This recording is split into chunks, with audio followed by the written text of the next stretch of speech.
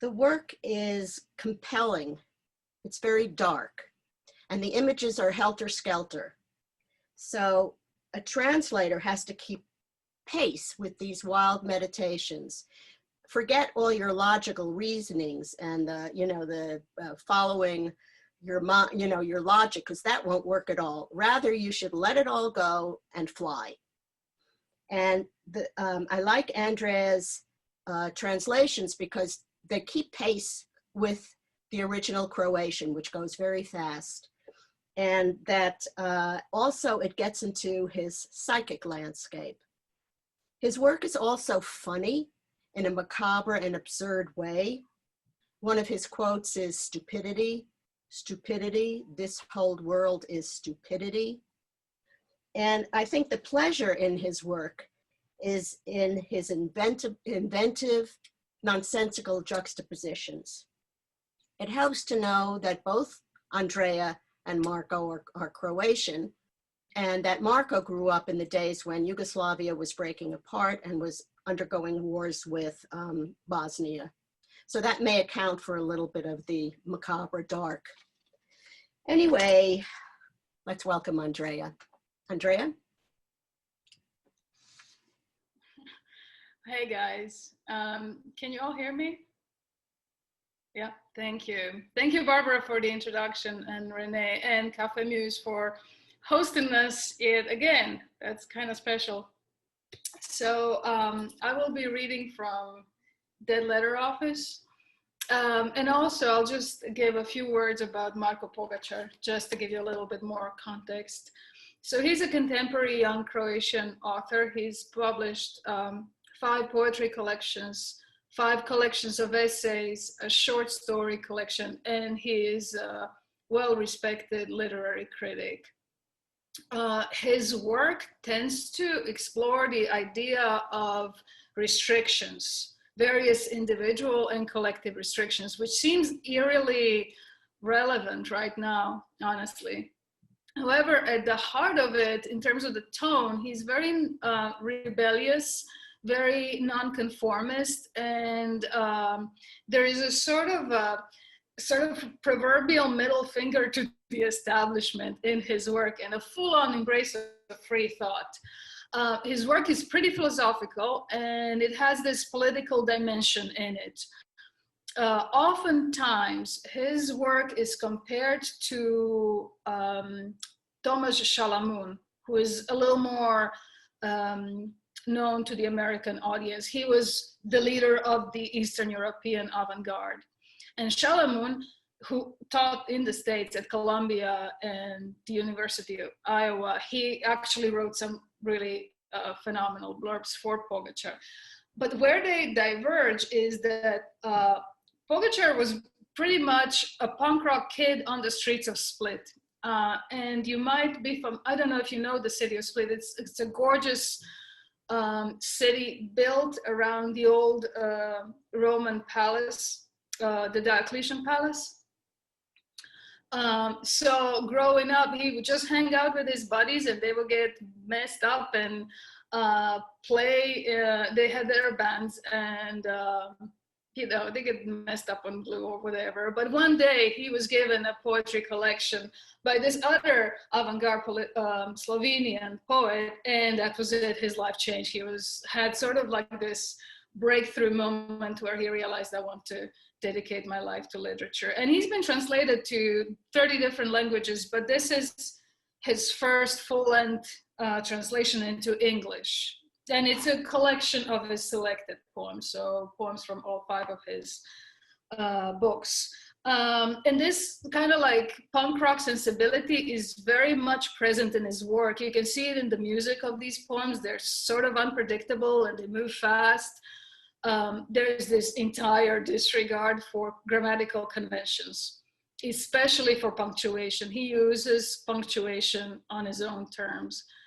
And probably most important thing is that he's got this ongoing interrogation of the dynamics between the individual and the collective that he likes to sort of poke at. And I love how Barbara describes his work. She said in the introduction, she said that his work appeals because of what it is not, and what it isn't is conventionally beautiful. And what's truly appealing here is his inventiveness, and that really comes to life on the page. So you'll see, I'm going to stop talking and start reading. The first, I have like 7 or 8 poems, but I'll see how much time I have, and if I'll get into that last one. The first one I will read first in Croatian, then in English. The rest I'll go straight into English, just so you guys know what to expect. And this one is titled "Man Dines in His Father's Slippers," and this one has that quote that Barbara mentioned about stupidity. So here we go. Čovjek večera u papučama svog oca. Što su bile granice, sada si ti. Bio je svibanj, dubok i ravan. Cesta raskopana zbog radova, snijeg suh i odjednom. Da kažem otvoreno, nikome nisam dugovao ništa. Stajao sam u dovratku, voda smrzla od straha močila mi je leđa. A kad sam sklopio oči, vidio sam kokice jure ka svojoj soli i znao ponekad noću pocrne, kao brabonjci. Ušao sam da se suočim s mučnom slikom. Ne ljubav, glupost. Glupost je srce svijeta. I sad u tim papučama unutra jedem i plačem. Samo jedem i plačem u kući. Man dines in his father's slippers. What used to be the borders is now you. It was May, deep and flat. The street gutted with roadwork, the snow sudden, dry. To be frank, I didn't owe anyone anything. I stood by the doorposts, the water frozen by fear soaked my back. And when I closed my eyes, I saw popcorn rush toward its salt, and I knew. Some nights the kernels blackened like droppings. I entered to face the sickening scene, not love, stupidity. Stupidity is the heart of the world. And now in those slippers, I eat and cry. Only eat and cry in the house.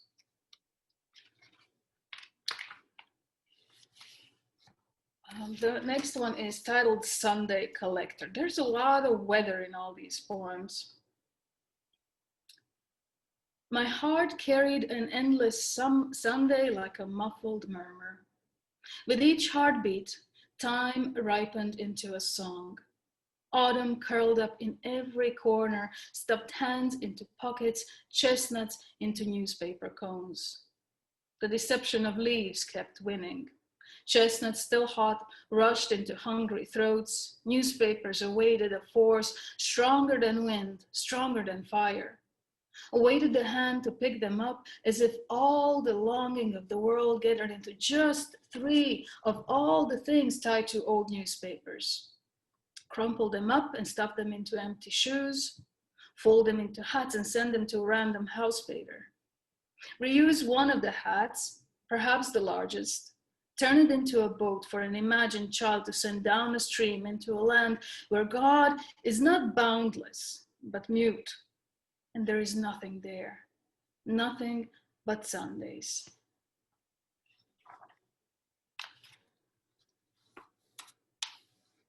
This is a brief one. I think it's pretty self-explanatory. It's a little intense. From the Cattle and Sports Management.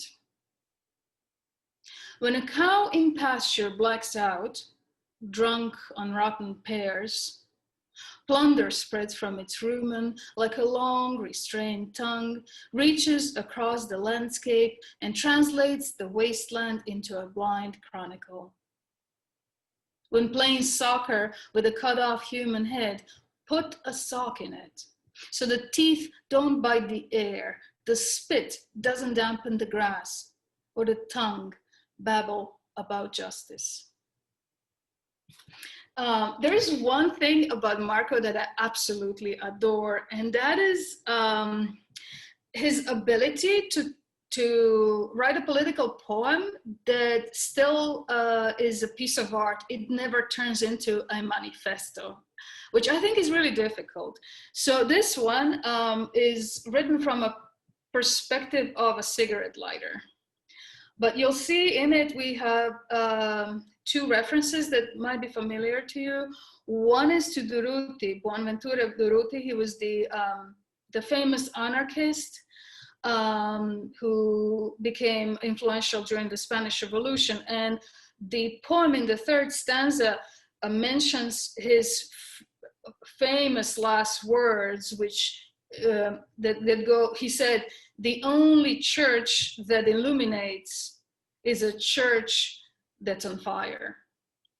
And then at the end, the final two lines of the poem, he sort of plays around with the Internationals, the left-wing anthem, the standard of the socialist movement, sort of like the song of all the anarchists and socialists and communists and so on, and the original, I don't know in French, but there are so many different translations, but something along the lines of, it starts with, "Stand up, damned of the earth, stand up, prisoners of starvation." So he takes these ideas and he puts them on a children's playground. And this poem supposedly speaks from a perspective of a cigarette lighter. So this is where he manages to be funny and philosophical and smart and political and just inventive. Okay, so what a lighter said: "I, the sun's apprentice, came down from a wild heart and walked in led by revolutionary intentions, armed with a clear idea and my deadly tongue, into a preschool of a quiet working class neighborhood. Sunday school has started. Lined up by the blackboard, staggered like stairs, upright like a celestial team during the rings of a divine hymn, the children broke teeth on code words. I, the sun's apprentice, once closely followed Durruti, knew a church in flames is the only church that enlightens. Inside me, suddenly something sprung from my master, the grit with which the sun loses itself in work, and I decided to melt children's feelings. I, the sun's apprentice, stepped on an upturned plastic potty and laid into the night, glowing ever more brightly, yelled, "Arise, you prisoners of the playground, arise, you made small in the sandpit." I think that was funny, thank you. Okay, the next one is also, to me, funny. It's titled Magellan Home Alone. Magellan, the Portuguese world explorer. Okay. You woke up sweaty and naked, muscles cramped from a drinking spree that lasted too long, and sailed in the direction of the fridge. Sweaty and naked, an explorer in search of a new world. Turned out, the world is a watermelon, seen from afar through a silk stocking. Under its core, bloody magma, sugar cooled into envy, tosses seeds in its sweet love. And inside each seed, like in a town hall, a dead man keeps court with his habit of silence, his test of stillness, until a knife floods rooms with the syrup of warm spring nights, and clerks, abandoned by everyone, run before the first drops under the roof of a provincial post office. From there, the hoity and dry watch pigs swallow the world, and the storm rinses out its map. They ask, how does so much rain fit into the sky above such a small town? 3 more poems left, and then Seth will take over. The middle part of the book contains this long 10-part poem that is written from the perspective of a lake, and it's this extended meditation on existence in general. I'm not going to read 10 parts, of course, but just going to read number 1 and 5 to give you a little bit of taste. I quite like this poem. The lake, number 1. I am the lake. I set out in the morning from the slow cocoon of the sun, sink into myself as if into a silent room or despair. Plants nest in my chest like wading birds nest in shrubs, the eternal choir of grass blades. I am the lake, a dark spot, a parliament of a billion sweet tears. I dream mostly at night, and when I drift calmly like an island or night sky, I dream of crisis and democratic changes, wake up purging out of convictions, thick lilies pour out my throat, lilies sticky like lacquer. I am a good citizen. On weekends, I drive for miles through spears of upright flowers and leave no trace behind. Nowhere does one part of me beckon another. No one ever talks about that. What land takes from me, I give it. What's withdrawn cannot be lost. Everything beautiful stays beautiful. Never mind the sea.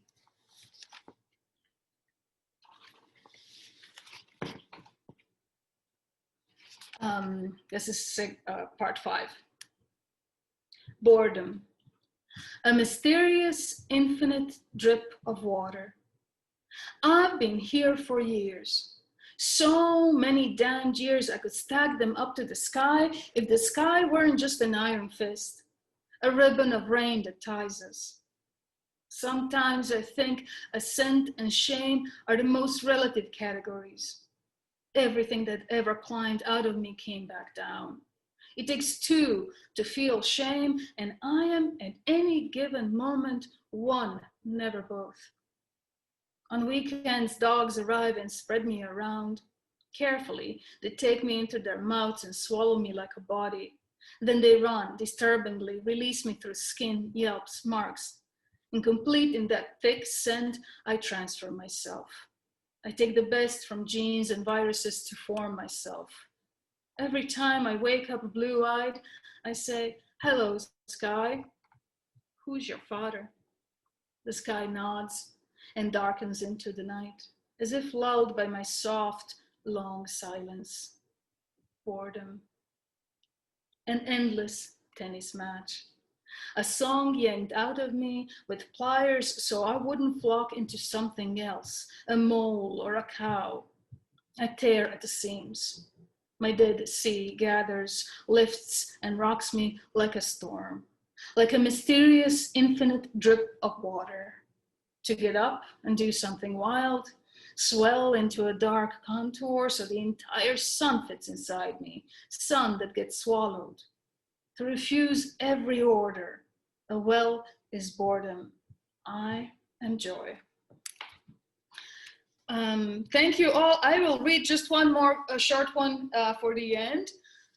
This one's called Waiting for the Song. The word song appears in this book a whole bunch, but I need to confess something, Barbara. We have in Croatian the same word, pjesma, means song and poem. And most our poets don't think there's anything wrong with using the word poem in a poem, but Americans are not so sure about it. So I've translated them all as song. So we're waiting for the song in this poem. It doesn't really matter. I think it's an Ars Poetica. It's a poem that talks about poetry and the process of the creative process. Waiting for the song. You lie down and wait for the song, still, like a sly glue-coated branch waiting for a bird, often a robin or a finch. You lurk festive in your silence, quiet like a robin or a finch that never arrived. And under the skin of the sheet, damp from sweat and breath, hot from the body, as if you're waiting on a low cloud. You scratch, twiddle your thumbs, blink, at times correctly, at times not, but stay still. Outside, the winter bites, blood freezes, skin tightens the back, the wind belts and branches of oaks scrape the rapids in the fog of windows. That's all you hear and see. You know, between you and the world stands the glass, that nothing can land on you. And still you lie and wait for the song. You wait for it. Thank you guys, and thank you Café Muse. Thank you, Andrea, for that trip. I don't know, am I on? to an alternate universe. Can you hear me, Andrea? Yes, I can. Okay, good. I wanted to make sure everyone saw this book again. That's a cheerful cover. And just, you know, I think it makes a difference when you see the poet himself, and here he is, looking very jolly indeed. Anyway, and now for a horse of a different color or a different kettle of fish, I want to move to Seth Michelson's translation of the Mapuche poet Lilian Ancalao. Her heritage is Mapuche. She comes from the indigenous people Mapuche who were on the borderlands of Chile and Argentina. And very much like the Native Americans, they were forcibly evicted from their lands. And they feel their essential identity is with the land, again, like the Native Americans. This book is interesting because it's a trilingual book. So it goes from the language Mapuzungun into Spanish, into English. We have Seth to thank for that.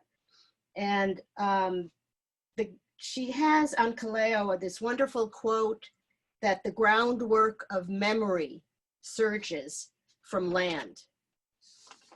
Her poetry takes place in multi-dimensions of time. I mean, it's of the themes are dispossession and loss, but it's both mythic and archetypical. It's for the ages. It's a poetry for the ages. In that sense, very opposed to Marko Pogačar's, who's very much of the eternal present, maybe. Her language is lyrical and visceral. The body, the skin, the moon, the cold, but there's never any doubt that the sensibility is feminine. For more than a century, the language of the Mapuche represented banishment. But for Ancalao, it's a source of pride.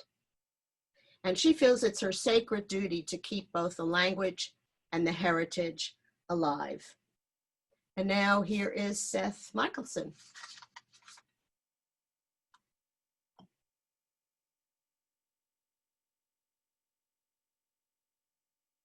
Good evening, everyone. Can you hear me? Yes. Great. Thank you. It's a pleasure to be with you. It's a pleasure to be with you all again for some of you.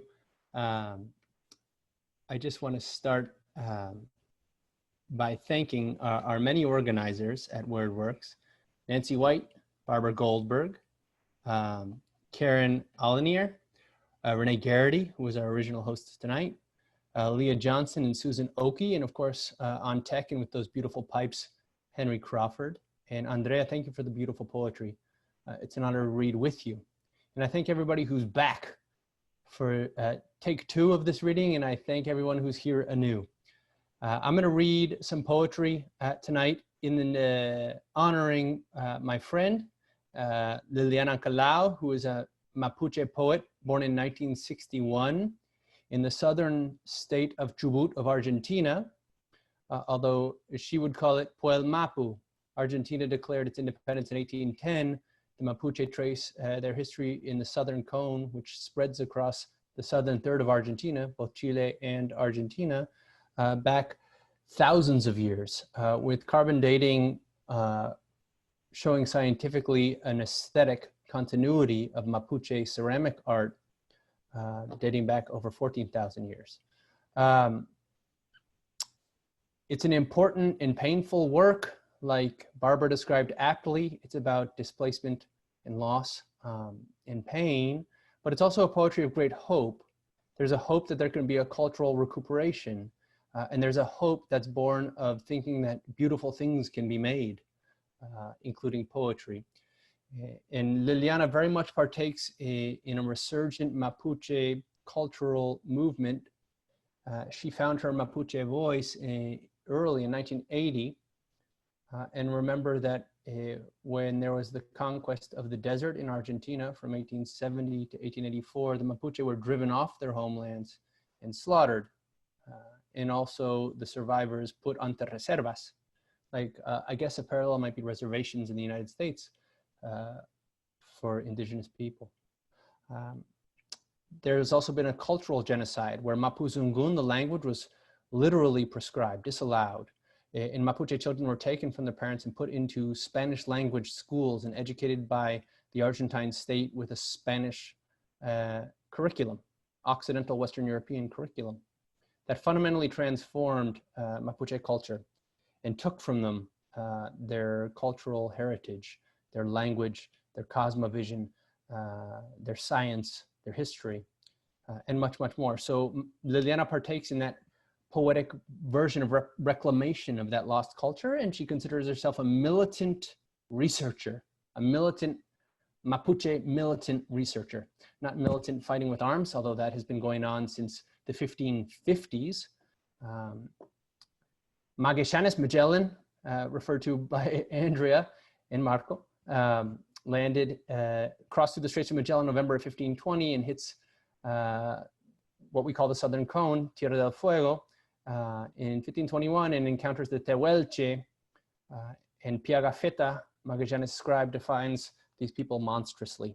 And against that originary violence dating back 5 centuries through the present, where there are still linguistic battles that have very much to do with patrimony and belonging and land rights and cultural visibility, audibility, and political agency, Lily intervenes. She'd introduce herself as Liliana Ankalaufkin Meli. Ankalaufkin means a being of the water, very important in Mapuche culture, so it's a fortuitous name from her father, the patronym. Water is blue. Blue also means sacred. It's a synonym. It's at the top of the Mapuche flag. And that's why I'm wearing a blue shirt to honor the Mapuche and their cosmovision. And Meli is her mother's last name, and it means 4. So you would always introduce yourself offering your tuun, where you're from, and your kupalme, which is your family origin. And that was a way of working against conquest. So here's the first poem. And that's a little bit of context. I won't give you so much throughout. Thank you for your patience in listening to that history. It helps to understand the poems. This poem is called This Voice, and in Mapuzungun, it's Faci Sungun. Kizuta ne yume ke kinye makawa, ni puluf trulke miu pelmuta urem kulelungati. This voice. She breathes through the membrane of a drum soaked in a throat, stretching from a skin of leather stitched to the distant watery lapwing. Sometimes when I think of heights, I'm a condor, throwing herself against the cold, thrashing her wings over a sharp crest of pine. And volcanoes become flames in my fingers, and tortured foals thunder in my veins. And this voice, that's ash on the lips, wants to be a waterfall in the desert. My sobs surging from my blood, shouting into an abyss of silence. Family is very important, and women are very important to Lily. This poem is called Daughters, dedicated to her 2 beautiful daughters. It's in 4 parts. Daughters. 1. I walk through life so defeated, I'd pitifully imagine them saying of me, so lost at sea. Then 2 dawn daughters were born to me with brilliant, restless, innumerable eyes. They came to repair me, organized my days in shelves of milk, Infamil and Vitina. Without even asking, they'd invaded me. 2. They were born, and fish flashed in the darkness, and there were jaws in the 4 corners. We learned the biting fear of having no bread or shelter for you. 3. What resistance by such little people, lying in wait in a crack, a fissure, through which filters their light, their disordering light, their insufferable truth, just for us, making us stronger, just for us who feel dwarfed by them. 4. And when I can't go on, when the wind slaps me with blows of ash and pins me there near extinguished, they shout open the heaviest door, break out in laughter over the most deafening silence, and have brought to me, one of those yellow flowers wet with perfume from the wild land. They go following a new friend who collects horn beetles. And that way I stay remembered like a stone who says, I will be here every time you return. Here's a poem honoring women in general. As a translator, I'm very much committed sociopolitically to bringing women's voices into English language circulation. So I've done, I think, 12 books of poems, translated poems, and almost all of them are sort of Hispanophone women, except for I did 2 by a feminist Vedic scholar from India, and I did 1 book from Hebrew.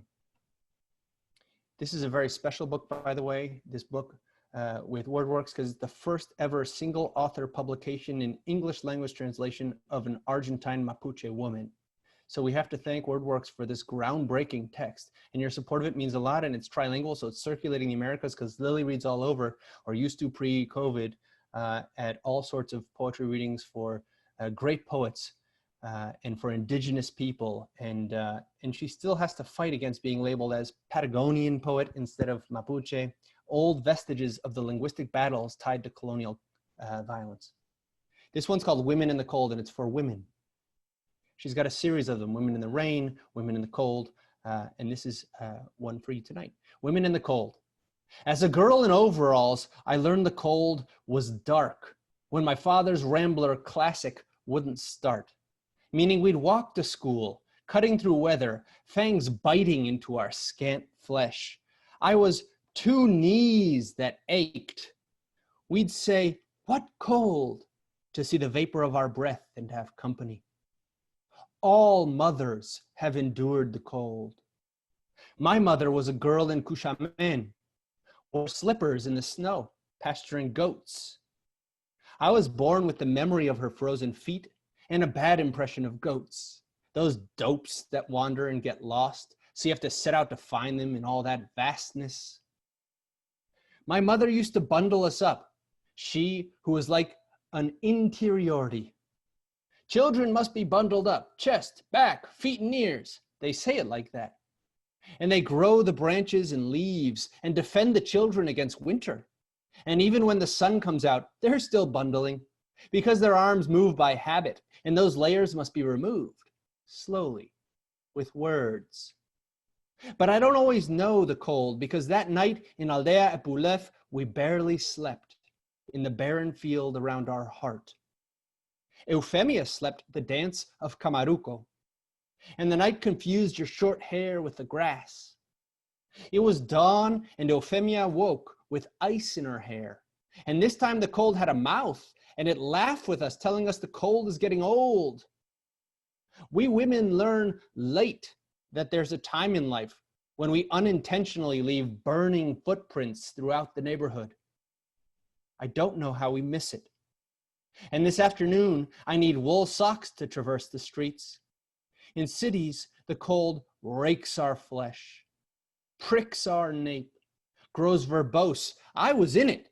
And at night, there'd be a man in my bed, or a child, or boy. I didn't want to breathe deeply. The man had bundled hands. So why did I leave? To see if he'd set out to find me or leave me, so that skeletons of birds could embed themselves in my face? I will be like the echo of silence if I'm not found.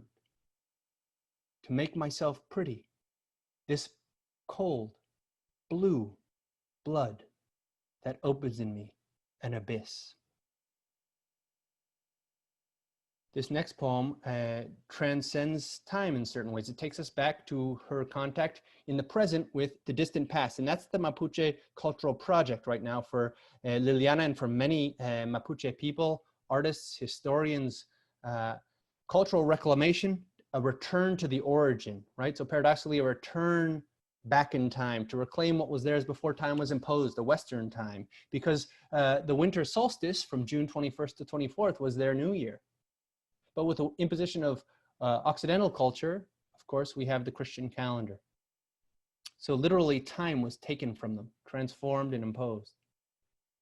This is called, I've seen the chulengos. A chulengo is a baby guanaco, which is the antecedent to llamas. And you still see them, chulengos. I've seen the chulengos. I've seen a herd of chulengos lit by the moon. When they appear, winter yields, covered in down and wool. I've seen the air tremble in their warm haunches, and the freedom and tenderness galloping with them, loosed across the land. I've seen, I think, more than I deserve. I've seen the chulengos from afar. I've sensed the need to push on, who knows how far, to conquer my fear of getting near them, to measure myself in the deep space of their eyes, and accept the miracle of a silence of snow that removes the scab, the final thistle. If I can hold out, they might allow me to submerge myself in their eyes, infinite little ones, to stake myself for an instant in the center of time, to be freedom, to be tenderness, galloping with them, loosed across the land. This is the most political poem I'll read to you now. It's called it's called A Photo on Route 40. Sorry, I'm just checking my time. I have time for two more. The whole territory of the Southern Cone was known to the Mapuche. Mapu means land, Che means people. They consider themselves the people of the land. And they call the land Wal Mapu. That means all of the territory. And the western portion is Ngulu Puel. Ngulu Mapu. And that's Chile. And Puel Mapu is Argentina. So separated by the Andes, basically, a geographical map. And across that separation runs an old pedestrian route that the Mapuche traveled. They would migrate to the land of apples, which is an area where they had lots of apple trees. They'd go down to the coasts in warm weather and fish. And they move freely back and forth. So part of the cultural recuperation is to break down barriers between Chile, where there are 1.7 million Mapuche today, in Argentina, where there are 200,000 Mapuche. Because they used to be together, and they would collect, and they would work together, and just walk freely over what was mapped over by the Argentine and Chilean states as what becomes Route 40, covered in asphalt. And this is a photo on Route 40, a photo that Lily took while traveling Route 40 in the 21st century. A photo on Route 40. It no longer runs from the Senga River to the Genoa. No matter how much mate and talk we pour over, when walking the route Pulamnen, it once led us to Copawe's brown ash. Another time the white wind didn't recognize us. This time we returned splitting fog. Always straining sight not to miss footprints. The groundwater of memory surges from the land. Here dinosaurs blackened in their own oil. Here the ash of the fires that burned. He of the choike feet. He who killed his father. He who left, teaching us the loneliness in waiting for him still. Hear the snort of Orqueques and Casimiro's horses on one of their trips to the Mapuche apple lands. And hear those without memory, those who no longer raise their arms to Kalfu and Fucha, Kalfu and Couché. Hear the weather-beaten men, ready to make lassos of rawhide and subject again the bull chupe to the brutal, beautiful bellowing, like that of the Konas trapped in thunder, the thunder that our enclosed people and our Lanco Inacayal heard in the basement of this museum of horrors of the Holocaust. Oh, how the memory goes to its affections, rises like the dew that chills the ankles, rises to the banks of these rivers and stops us a moment on this route. We go out into air that bends us, that combs our hair as if scrub brush, and we take a photo of this image for which we need no reminder. And there are a lot of notes in the glossary in this book. They've been so generous at WordWorks to help me to put that together, to help to deepen your understanding of the work with cultural references. And so please check out the book. It's a very important book to the hemispheric Americas, to feminist literature, Latin American literature, indigenous literature, and to the Mapuche, which is why we're so proud to have Mapuzungun first, then Spanish and English, as it recirculates what Lily tries to recapture. And I'll end now quickly with my last poem for this evening, which is a short one. And it's the question of how to live as an indigenous person in the present, trying to traverse time backwards while still being misidentified, imposed, displaced. and also seeking hope, the hope of reclaiming culture, the hope again of making beautiful things. Question is the title. Question. She'll have to resign herself to being a question, rolling her pants up to the ankle to keep walking, with a seismic blast in her back, without foundation or contemplation. She'll have to get used to no answer, to dying in story after story, to being born kicking questions from the shell of her skin to her bones, and to go on, human no more, enduring fights, controlling the earth's pulse, seeing herself a ruins on the map of dreams. On behalf of Lily, thank you, Manyu Mayu in Mapuzungun. Thank you very much to WordWorks and to all of you here tonight. Thanks again.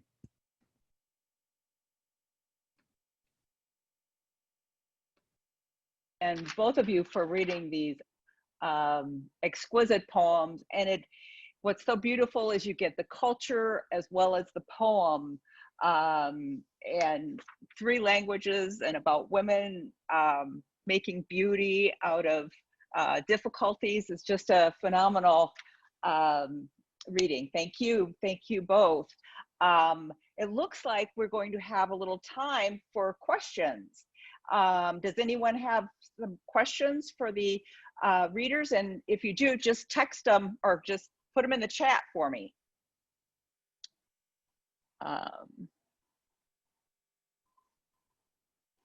Oh, come on. Okay, Barbara, do you have a question? Yes, I do. All right. If Seth could talk about the map that's, not the map, the flag that's behind him, the meaning of the colors and the central image.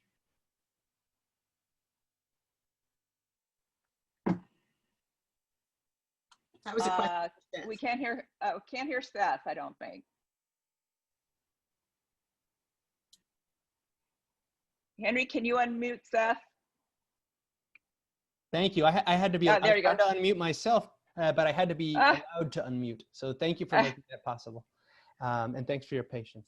So yeah, great question, Barbara. Thank you. This is the Mapuche flag. It's not an old flag. It was created in 1991 in advance of the 500-year anniversary of Columbus's arrival in the Americas. The Mapuche of Argentina and Chile gathered together and felt like they were territorially and culturally dispossessed and needed a unifying symbolism. That was launched at this flag, which you'll see today through marches. I got this one at a march in Chile last fall. It's a beautiful flag, and it's thick with symbols. So in the center is the sun, and it's yellow for the sort of source of power. It's also the circle, which is important to the Mapuche. And then when they have their horse festivals, they gallop in this circle. They drink mate in this circle. And it's not the cardinal coordinates of Occidental culture. Mapuche have the east as what would be in Occidental tradition, the north. So you remember that lilies from Puel Mapu, that's the top of the world for the Mapuche. What on the globe from an Occidental tradition would be the North Pole would be west. But it's got the sun and moon and the stars, and it's got the 4 points that you heard in her poetry, the sacred blue, which means both blue and sacred as an adjective, the green of the land, the red of their force and history, and then the black borders have what you'll notice to be a symbol common in Incan art too, which represent history and science. And so it's flown with pride and in opposition to the hegemony of the modern Argentine and Chilean states respectively, which are 200-year-old blips to the Mapuche, however violent. I don't mean to diminish how devastating they've been. But against that, like the flag, Lily writes her poetry to try, like so many Mapuche artists and writers, to recompose a broken world. Does that make sense? Yes, thank you. It looks like we have some more questions. Let's see. I think you touched on more about the Mapuche people by talking about the flag. How do you find the women that you translate? That's by Nancy Carlson S. Seth, how do you find the artists and the poets? Oh, you can't you can't hear me. I can't hear you. Okay. Yeah, you guys have to unmute me each time. I'm sorry. I can't unmute myself. I'm not allowed. But thank you for the question in front of me. And I now lost my train of thought. What was the question again? Oh, how do I find? Okay. Yes, the poets. Thank you. Yeah. Different ways. One of the earliest books I translated was by Tamara Kamensain, an Argentine poet who had written a beautiful poem, series of poems that were a eulogy to her father called The Ghetto. And I bought that book for 3 pesos, which today the exchange rate is like, it's not even money, right? I just sent money to Argentina. It was 131 pesos to the dollar. So I bought it on the street and fell in love with it and translated it for friends. And they really liked it because they couldn't speak Spanish. And then it just kind of circulated. And from there, someone said, hey, I know Tamara. Would you like to meet her? And that's how that book happened early on. And then people started sending me books. Hey, would you like to translate this? I'd love to be translated. And in Lily's case, neither of us can remember how we met. We always laugh about it when we get together. And I've been lucky enough to travel to visit her in southern Argentina, in Chubut, which is the southernmost contiguous, second most southern contiguous state. Santa Cruz just below it, and then it's Tierra del Fuego, separated by Chilean landmass. But down there, it's heavily Mapuche because it's arid and it's difficult climatically. They're buried in snow right now, and they were pushed down there by the Argentine state with the War of the Desert from 1870 to 84, led by President Argentino Roca. And so Lily and I came together some way serendipitously. The others mostly contact me and say, I would love to be in English. Would you like to translate me? I say, sure. Thank you. Thank you. We have another question from Michael Dybert. And Andrea, would you like to answer this? It says, what did you find the hardest elements to preserve in your translation? The rhythm, the point of view, the idiom? Hey, Michael. First of all, I know Michael, he's from Atlanta. Thank you for listening to the reading. So that's pretty cool. You know, I can give you the full answer in private, but because this is being recorded, I'm just going to do a partial answer, okay? Just in case Marko ends up watching. So the official answer is Croatian grammar is just weird. We wrangle sentences, and it's like most Slavic languages, we make these sausages out of them. So it's much easier to say, how would I say, to say a lot without using too many words. And then you break it up, and then you have this like ridiculous amount of language in the, once it's in the English. So that was not easy, especially trying to preserve the rhythm. The fun part was that you didn't ask about the fun part, I guess. Did you? What's the fun part? What's the fun part? Never Never mind. I'm going to tell him what the fun part was. The fun part was the idioms. Because basically, you know, I mean, they rarely exist in both languages. But I remember there's one where he talks a lot about lying in general, like the kinds of lies that men say, which would just crack me up to no end. And what would be like the perfect life to have. And at one point, anyway, he sort of like ties and mentions very briefly the Roma people. And we have this saying back home, how the Roma people, gypsies, get married during sun showers. So when it's raining during, you know, when it's sunny outside. But you don't have that here. However, I did learn that here in the South, I live in Atlanta. So supposedly in the South, they say that during sun showers, the devil beats his wife, which Yes. I thought was a phenomenal image. So I just kind of like slipped that in there. He was in love with it. He approved it. So that was the fun part. It's all frustrating until it works, and then it's ecstatic. That's basically it. Oh, thank you. Thank you very much. Yes, I'm from the South, and we do say the devil's beating his wife.